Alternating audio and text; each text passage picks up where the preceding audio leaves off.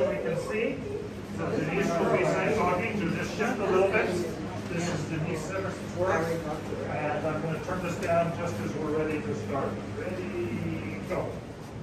Can I take my mask off? You can for this brief talk. Yeah, that'd be great. I am Denise Emerson. I am Native American. I am Navajo on my father's side and Skokomish on my mother's side. My mother's sister named me Ashkabaloo Denise Emerson after my mother passed away. I was taught at a very young age to appreciate my heritage, my culture, and my tradition. My father was an artist. He oil painted and sketched, and my mother beaded and sewed. So I followed in their footsteps in practicing art. And I've been an artist ever since I can remember, like 6, 7 years old. I remember coloring and creating my own designs with colors. And so I've always loved art, and I would sit at the table and sketch from a Native American art magazine when I was like 8, 9, 10 years old. And my dad would never ever let anybody bother me when I was creating, because he was an artist. And he taught me that I come from a matriarchal tribe, the Navajo.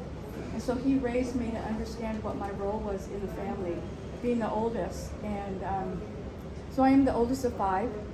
And he was happy when I was born because I was born a girl. And that's what he wanted, because it was an honor for him to have a firstborn girl coming from a matriarchal tribe. And my mother did teach me some of her culture, but it was mainly my father that taught me. But she did teach me about spirituality, of being Skokomish. And that's what this art piece is right here, is about Tamanawis. And it's about friendly guardians in the Pacific Northwest. And what I wanted to show was the connection between people and land and the water and the trees and the animals. So this is me in the front in a shawl with a Skokomish dog, which the Skokomish use a lot in their designs. And then these are the gills of life of a salmon. So I put that on my shawl, and it's from a basket design from about 1900. And this is my partner of 30 years. She's a Nez Perce. She's Nez Perce, which is really baby food. But she's giving a blessing to the day and to Mother Earth, and just appreciating the landscape. My father talked a lot about Mother Earth. He talked about everything in life is her, because we're matriarchal. And so he even referred to the car as her, and I was curious about that. I asked him, why do you call the car her? He said, because a car is powerful and as strong as a Navajo woman. So he called the cars, any kind of vehicle, he would call it a her. While I was growing up, my parents talked about their cultural ways and where I belonged in the world and with the family.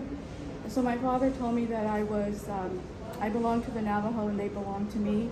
I belong to the Skokomish and they belong to me. So I will always have a place in this world, that I would never be alone. So that was very important to him, to teach me that. And because of his teachings, my work is really based on women, mothers, and babies, because I really want to concentrate on what my father taught me, being matrilineal. And so this right here is called Matriarchs, and I did it in Excel and I imported it into Illustrator. So this is a Skokomish woman. She's Skokomish, but she's a Canadian tribe.